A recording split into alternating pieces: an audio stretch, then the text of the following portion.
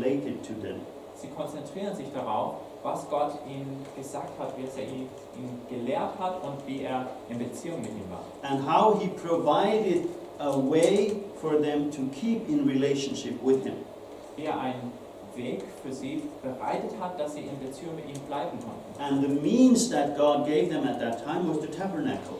Und praktisch sah es damals so aus, dass sie die Stiftshütte bekommen haben. The center of that would be the Day of Atonement. Und ganz zentral dafür ist der Versöhnungstag. Now, Leviticus, how did you like Leviticus? Was habt ihr über Leviticus gedacht? Wie fandet ihr 3. Mose? Ceremonially unclean or ceremonially clean? Unclean, clean, yeah. Rein, unrein, What animal has to be slaughtered for what purpose? welches Tier, welches Opfer geschlachtet werden muss. I assume you all have a mobile phone, do you? Ich schätze mal, ihr habt alle ein Handy, oder? Did you ever read the manual for the mobile phone? Habt ihr euch die Gebrauchsanweisung schon mal durchgelesen für euer Handy? No? Sometimes you use it. Most people, that's the stuff you don't read. Manchmal müsst ihr vielleicht mal reinschauen, aber die meisten Leute, die lesen sich das nie durch. Okay, that's Leviticus. So ungefähr ist 3. Mose. It's the manual to use their sanctuary. Das ist die Simplified. Gebrauchsanweisung, wie sie ihr Heiligtum It's very technical. Sehr technisch. It's like a handbook for the priests and for the people. Wie eine Gebrauchsanweisung für die Priester und für das Volk. So if we read it, we think, oh, that's weird.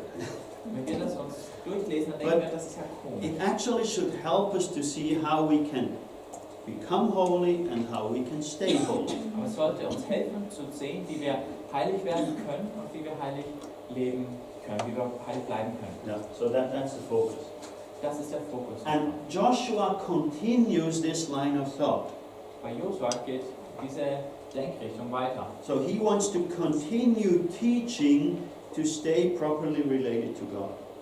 Er möchte weiter unterweisen, wie sie richtig mit Gott in Beziehung bleiben können. And how we can, well, how they can connect what they are experiencing with how they relate to God. Und wie sie ihre Erlebnisse damit verbinden können, wie sie mit Gott in Beziehung leben. Okay. So those 5 books have another important chapter, and that is chapter 28. In diesen 5 Büchern gibt es nochmal ein ganz wichtiges Kapitel, das ist Kapitel 28. And you've read it? Und das habt Nice ihr to auch know. gelesen. You remember chapter 28? Erinnert ihr euch an 5. Mose 28? Blessing and curse, obedience and disobedience. Und Fluch für That was a Gehorsam bit und much, Ungehorsam. was it? It's well, I do it this way. So let's just get it.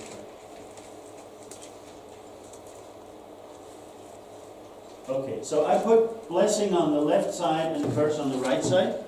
Ich habe Segen auf die linke Seite und Fluch auf die rechte Seite gepackt. Now that's the text here, and those are the categories. What they talk about.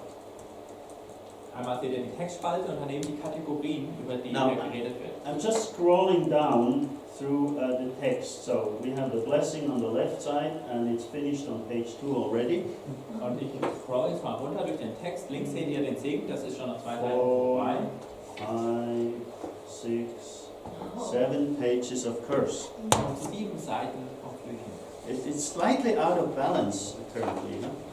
Das steht nicht so richtig im Verhältnis. Much more on the curse than on the blessing. Wir finden viel mehr zu den Flüchen als zum Segen. But everything that we have in the blessing is also parallel in the curse. Positive and negative, obviously. Aber alles, was wir in dem Segensteil finden, hat auch einen Segenpart bei den Flüchen. But it's much more detail on the curse. Es ist einfach viel detaillierter bei den Flüchen. As if God would have known, and I think He did, they will need that a bit more than the blessing. Als hätte Gott es schon gewusst, und ich glaube, das hat er, dass sie das ein bisschen mehr erleben würden als den Segen. That He would need to warn them and correct them more than He could encourage them.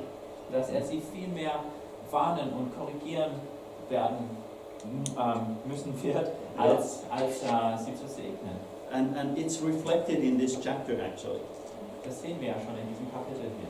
Now, if we look at the categories that are used there, Wenn wir uns die Kategorien anschauen, die hier verwendet werden, so if we reduce that to simple key statements, Wenn wir das auf einige Schlüsselaussagen reduzieren, the blessing side speaks about life and health, dann geht es auf der Segenseite um Leben, um Gesundheit, about prosperity or abundance, agricultural success, um Wohlstand oder die Fülle in der Landwirtschaft, so harvests are working, you get some food and stuff like this. dass eine gute Ernte eingefahren wird, dass sie genug zu essen haben und so weiter, Then about being respected by neighboring people groups dass sie von den Nachbarvolksgruppen respektiert werden and security, no war.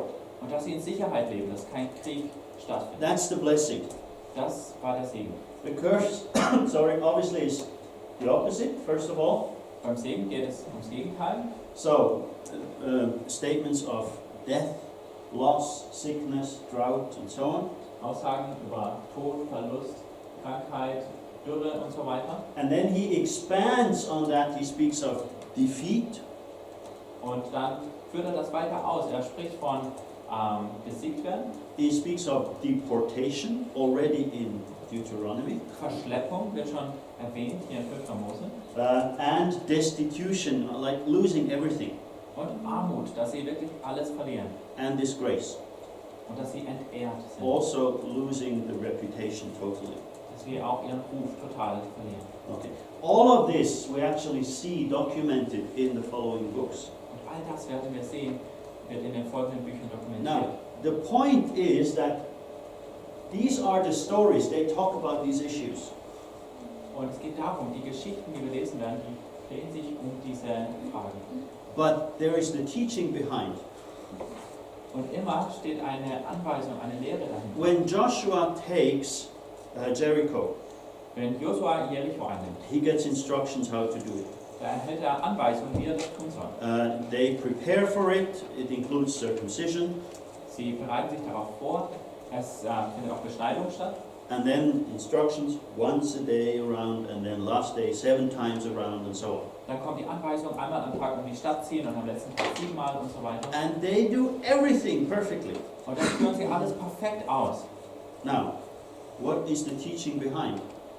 Was ist die Lehre dahinter? They are obedient, Sie sind gehorsam, they are blessed, sie werden gesegnet, they are successful. sie haben Erfolg. Okay, so that is the story behind it.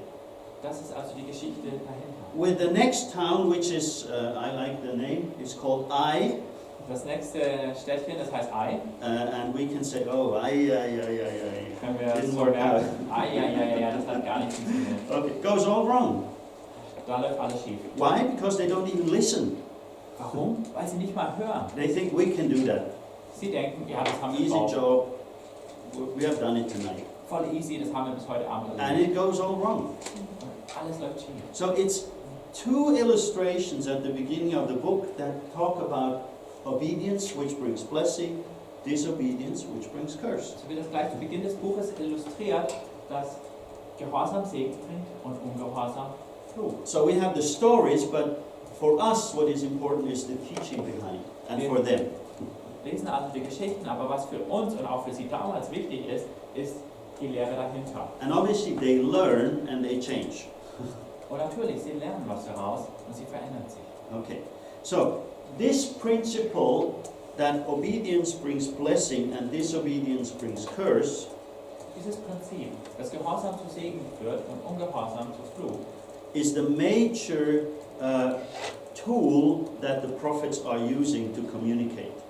wird das Hauptinstrument der Propheten sein, wenn sie kommunizieren. It's in Joshua and Judges in terms of stories, Das sehen wir in Josua und Richter im Sinn von Geschichten and Samuel and Kings as well.